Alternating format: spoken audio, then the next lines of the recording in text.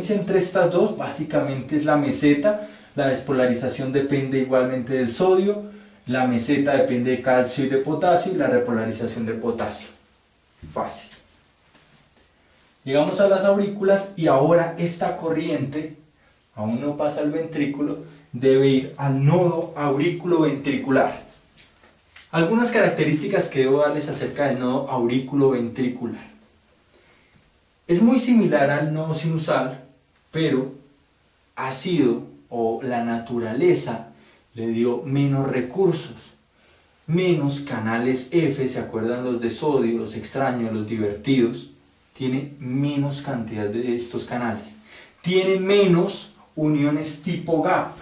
Entonces hagamos una célula acá pequeña. Tiene menos canales de sodio, de esos que se activaban a menos 60 milivoltios, tiene muchos menos.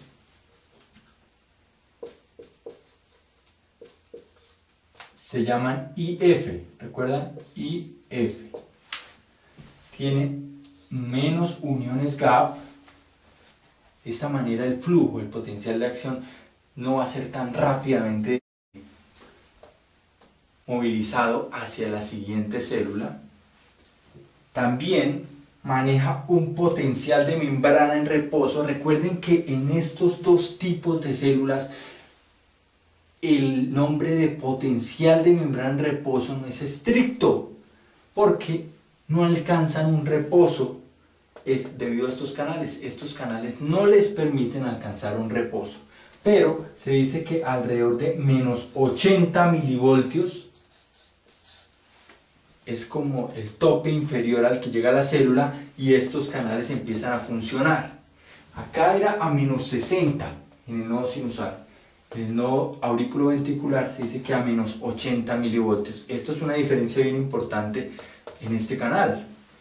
Si este canal solamente se activa a menos 80 milivoltios, pues se debe demorar mucho más el proceso de la salida de potasio para llegar a este menos 80. Es decir, que los impulsos eléctricos generados por el nodo aurículo-ventricular serán mucho más lentos. Seguramente ustedes han leído que cuando el nodo sinusal es quien toma el mando del estímulo rítmico del corazón, pues disminuye la frecuencia cardíaca. Entonces estoy hablando precisamente de esas razones.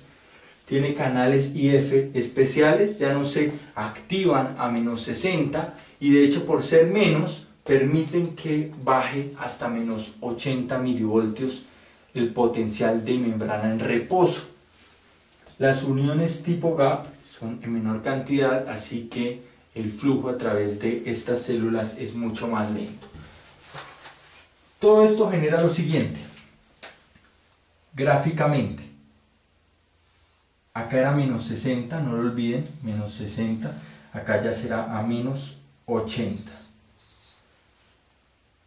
Y para llegar, gracias a estos, fíjense a la diferencia, gracias a estos debe comenzar a subir un poco el voltaje, pero como hay menos, entonces la curva será mucho más plana, no así, sino más plana. De hecho la voy a exagerar un poco para marcar bien lo que ocurre, algo así, hasta que se alcancen los menos 40 milivoltios, donde se abren los canales de calcio transitorios y luego los canales L y se alcanza la despolarización. Finalmente hacemos la repolarización. Entonces, como pueden ver, el inicio de la despolarización y el final de la despolarización tomó más tiempo. En un minuto esto va a generar un número menor de contracciones. Entonces, entendida la diferencia entre las características del flujo iónico entre el nodo sinusal y el nodo auriculoventricular. Recalco, acá la apertura de canales IF es mucho más potente. Rápidamente los calcio T, los calcio L y repolarización. Acá estamos en un valor aún más negativo, tal que llegar a menos 40 milivoltios para que se abran los canales de calcio T va a ser mucho más difícil, va a tomar más tiempo. Finalmente los canales de calcio L logran la despolarización y la repolarización mediada por potasio.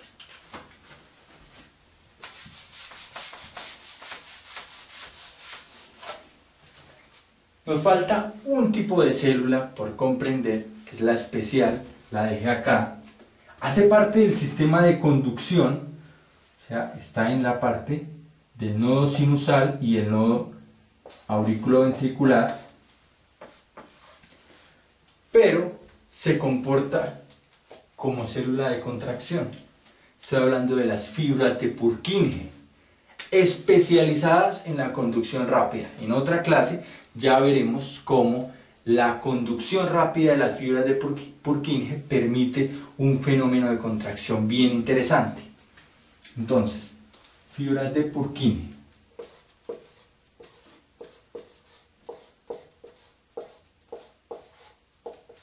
Por eso la dejé acá aislada y especial, porque es parte del sistema de conducción, debería tener algo similar a esto, pero tiene muy pocos canales IF, canales de sodio extraños o chistosos.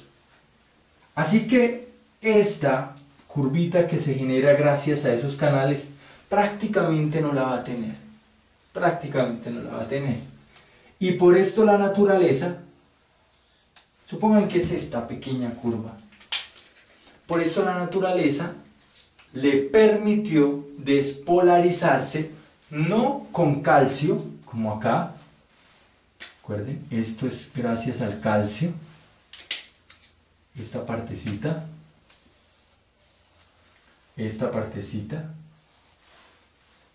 a pesar de ser del sistema de conducción, a la fibra de Purkinje, por tener un número reducido y ya, de canales de sodio y F, y por estar cerca a los ventrículos, ya en el lugar donde se necesita la transmisión rápida y que llegue instantáneamente el mensaje a los ventrículos de contraerse, pues se le permitió despolarizarse con sodio, al igual que el tejido muscular.